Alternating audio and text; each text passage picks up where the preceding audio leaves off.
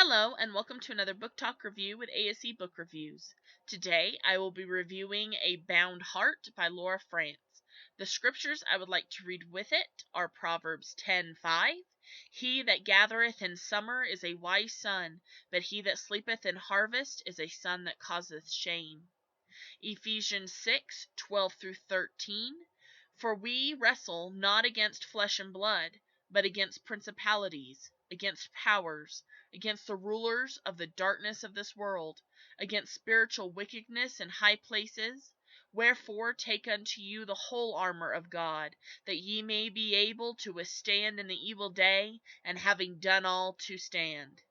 And Romans 8:28. And we know that all things work together for good to them that love God, to them who are the called according to his purpose.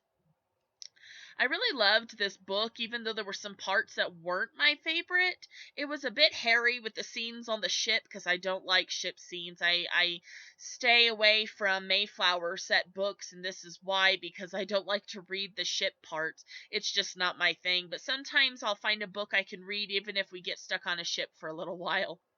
And even though I was almost with the ship scenes a little too long, I must say that I really enjoyed certain parts that happened because of the situation the characters were in, and I understand why Laura wrote them this way, because certain things came out and certain things happened. I did love the addition of a baby. The baby in this book is fantastic, and the faith scenes woven in, especially with how Laura shows the hand of God in the characters' lives working in amazing ways. It was beautiful. I loved that.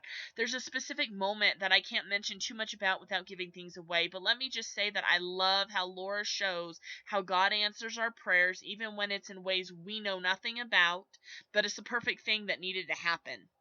I both love the ending and didn't like a piece of it. In the end, Magnus makes a huge decision, and I found myself really wanting a prayer scene instead of it seeming he just made this decision that on the one hand I can see why he did it, but on the other hand would have made just as much sense for him to have made a completely different choice. I know I'm sounding really ramblingly vague, so let me just say that the ending left me wanting a faith scene where it showed Magnus sought the Lord's guidance and felt led to the decision that he ends up making. Though overall I really enjoyed this Scottish read from Laura. I can't wait for more from her. I really enjoyed the Scottish setting and the Scottish characters. Now the songs that I would put with it, there's a handful here. I think that King of the World by Natalie Grant fits this story. Strong Tower by Cutlass, Find You on My Knees by Carrie Job,